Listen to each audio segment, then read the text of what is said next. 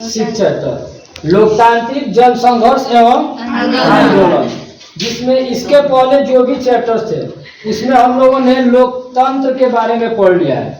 लोकतंत्र का मतलब क्या होता है इसके बारे में हम लोग जो पिछला चैप्टर में पढ़े थे उसमें थोड़ा सा जानकारी के लिए हमको यह जानना जरूरी होगा कि लोकतंत्र का मतलब क्या होता है और लोकतांत्रिक व्यवस्था क्या होती है, क्योंकि जहां पर लोकतांत्रिक व्यवस्था होती है वहीं पर जन संघर्ष भी होता है, यानी कि जनता का संघर्ष और उनका आंदोलन भी होता है। और यह जन संघर्ष और आंदोलन होता क्यों है इसके बारे में हम लोग को इस पूरा चैप्टर में पढ़ना है। कहाँ कहाँ पे आंदोलन हुआ या फिर जन संघर्ष हुआ और किस कारण से हुआ। जैसे दिल्ली में हुआ सैनिक तानाशाही की वजह से, नेपाल में हुआ राजशाही के विरुद्ध हुआ, पोलैंड में एक दल की तानाशाही की वजह से हुआ और भारत में भी कुछ आंदोलन और जन संघर्ष हुए हैं। तो लोकतांत्रिक देश जो भी होता है वहां पर क्या होता है, लोगों का ही शासन होता है। प्रत्यक्ष या अप्रत्यक्ष रूप से जो चीज होता है प्रत्यक्ष या अप्रत्यक्ष रूप से लोगों का ही शासन होता है। और जो भी लोकतांत्रिक देश में जहाँ भी लोकतांत्रिक व्यवस्था होती है वहां पर लोगों का शासन होता है और लोगों के द्वारा यानी कि जनता के द्वारा चुने हुए जो भी उम्मीदवार होते हैं जो चुनाव जीत कर सत्तारूढ़ दल में जाते हैं, सत्तारूढ़ दल के नेता बनते हैं, वो जनता के सुख सुविधाओं का ख्याल रखते हैं, जनता की जरूरतों को पूरा करते हैं। अगर किसी कारणवश या अपनी मनमानी से या फिर कोई और भी कारण हो सकता है, अगर जनता को वो संतुष्ट नहीं कर पाते हैं तो जनता क्या करती है, उसके खिलाफ आवाज उठाना चालू कर देती है और वहां पर वो संघर्ष चालू हो जाता है। यानी कि जनता और सत्तारूढ़ दल के आमने सामने, यानी कि जो जनता होती है और सत्तारूढ़ दल के जो भी नेता होते हैं, जो वहां पे पार्टियां होती है, उसके बीच जब आमना सामना होता है, टकराहट उत्पन्न होती है, उसी को कहा जाता है जन संघर्ष। और वह जब विस्तृत रूप में फैलने लगता है तो उसको कहा जाता है आंदोलन। तो सबसे पहले जरूरी है कि जन संघर्ष के बारे में हम लोग जान लें। यानी कि अगर इसका हम संधि विच्छेद करते हैं, जन प्लस संघर्ष। जन मीन्स क्या होता है, जनता, जनता यानी कि जन मीन्स होता है लोग और संघर्ष मीन्स क्या होता है, संघर्ष का मतलब क्या होगा, लोगों का संघर्ष का मतलब हो गया किसी चीज के खिलाफ, किसी चीज से असंतुष्ट होकर उसके खिलाफ आवाज उठाना, यानी कि आवाज उठाना, ठीक है, असंतुष्ट होकर और संतुष्ट होकर।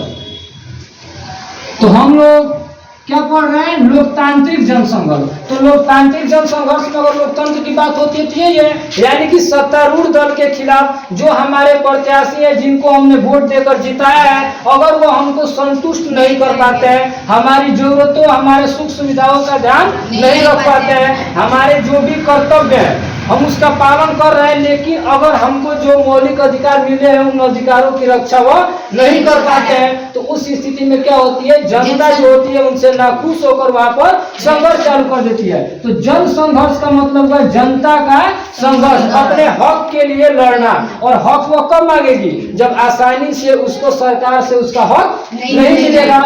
उस स्थिति में क्या होता है, जो जनता होती है सरकार के खिलाफ आवाज उठाना चालू कर देती है। और जब आवाज उठाना चालू करती है तो कभी कभी ऐसी भी स्थिति बन जाती है कि अगर आवाज सिर्फ उठाने से, शांतिपूर्ण ढंग से अगर वो आंदोलन कर रहा है तो सरकार बात मान जाती है, तब तो ठीक है। लेकिन कभी कभी ऐसा होता है कि अगर सरकार आसानी से बात नहीं मानती है तो वो जो जनसंघर्ष होता है वो बहुत फैलने लगता है, आंदोलन का रूप ले लेता है और जो जनता होती है वो उग्र हो जाती है और जगह जगह तोड़ फोड़ करना भी चालू कर देती है। जो भी सरकारी संपत्तियां होती है उसको बर्बाद करना, डिस्टर्ब करना भी चालू कर देती है। तो ये होता है जनसंघर्ष और आंदोलन। इस चैप्टर में हम लोग को दिल्ली के बारे में पढ़ना है, सैनिक तानाशाही। वहां पर जो था सैन्य शासन था, सैन्य शासन। जैसे हम लोकतांत्रिक देश में क्या होता है, लोगों का शासन होता है, और यहाँ पर क्या था, सैन्य शासन, यानी कि सैनिकों का शासन। ना वहाँ पे राष्ट्रपति होंगे, ना प्रधानमंत्री होंगे, ना राजा होंगे, जो सैनिक होंगे उन्हीं के हिसाब से पूरा देश चलता था, उन्हीं के बनाए गए नियम, जो वो चाहते थे वो करते थे। और इस तरह की जब स्थिति होती है ना, किसी एक आदमी के हाथ में किसी भी देश का बागडोर अगर सौंप दिया जाता है तो वहां तानाशाही की स्थिति बन जाती है। जैसे राजनीतिक दल चैप्टर में हम लोग पढ़े थे, और ऐसे भी दलीय व्यवस्था में भी पढ़िए, एक दलीय, द्विदलीय और बहुदलीय। तो जहां भी एक दलीय व्यवस्था होती है वहां पे क्या होता है, वहां की जो सरकार होती है उसके तानाशाह होने का चांस बहुत ज्यादा बढ़ जाता है। तो यहाँ पर क्या था, सैनिक तानाशाही, जो वहां के सैनिक थे वो क्या हो गए थे, तानाशाह हो गए थे, अपने मर्जी से जो मन करे वो करे, किसी के सुख सुविधा का ख्याल नहीं रखेंगे। तो वहां की जनता भी क्या हो गई, असंतुष्ट होकर उस सैनिक तानाशाही के खिलाफ आवाज उठाई और जनसंघर्ष वहां चालू हुआ। उसके बाद से नेपाल में राजशाही हम लोग जानते हो, अभी कुछ सालों पहले तक नेपाल में राजशाही चलते। इस चैप्टर में हम लोगों को ये पोलैंड के बारे में, नेपाल के बारे में और चिली के बारे में और भारत में जो भी आंदोलन में हर चीज के बारे में एक एक टॉपिक पर अलग अलग से पढ़ना है। तो नेपाल में राजशाही क्या था, राजा का शासन चलता था, राजा का शासन चलता था। तो राजा का शासन चलता था यानी कि राजा का बेटा राजा, एक वंश के हिसाब से चलेगा, उसका बेटा होगा वो राजा बन जाएगा, चाहे वो जिसको चाहे राजा बना ले। तो उस स्थिति में भी क्या होगा, वहां लोकतंत्र खतरे में रहता है। लोकतांत्रिक व्यवस्था होती है, खत्म होने का बात ही नहीं है, वहां पे लोकतांत्रिक व्यवस्था होती ही नहीं है। तो वहां भी जनता संतुष्ट होकर नेपाल की जो राजशाही व्यवस्था थी, वहां पे राजा का जो शासन था उसके खिलाफ भी विद्रोह किया, यहाँ तक कि वहां पे राजा की हत्या भी कर दी जाती है, उनके परिवार वालों को भी खत्म कर दिया जाता है। पोलैंड में एक दलीय तानाशाही, एक दल जहाँ पे होता है बताया ना, एक दल जहाँ भी होते हैं वहाँ उनको एकदम बेफिक्र होते, जानते कि मेरे अलावा कोई चुनाव लड़ने वाला है नहीं, मेरे खिलाफ आएगा कौन, तो जो हम चाहेंगे वही करेंगे। तो एक दल की तानाशाही, जो एक ही दल था उसी की तानाशाही हमेशा चलती थी। तो पोलैंड की जनता भी वहाँ पे जन संघर्ष किए, वहाँ पे आंदोलन चालू हुआ और भारत में बहुत सारे सुधारवादी आंदोलन हुए और इसका शुरुआत जो हुआ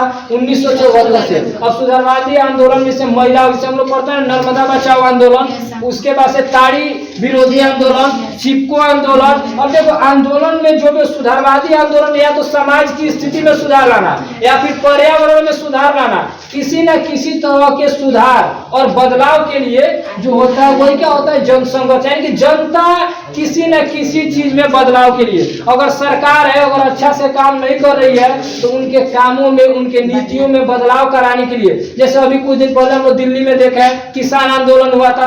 कभी कभी क्या होता है ना, सरकार जो होती है ना कभी कभी ऐसा फैसला नहीं लेती है, कोई ऐसा फैसला नहीं लेगी कि जनता उसको मानेगी ही नहीं, जनता के विरुद्ध हो जाता है। तो जनता वहाँ क्या करेगी, वहाँ पे जनसंघर्ष करेगी और आंदोलन करेगी। बहुत सारे ऐसे दलित पैंथर्स आंदोलन के बारे में पढ़ना है, किसान आंदोलन के बारे में हम लोग को पढ़ना है। इस तरह से कई टॉपिकों पे हम लोग को पढ़ना है इस चैप्टर में। तो ये हो गया क्या, लोकतांत्रिक जनसंघर्ष एवं आंदोलन।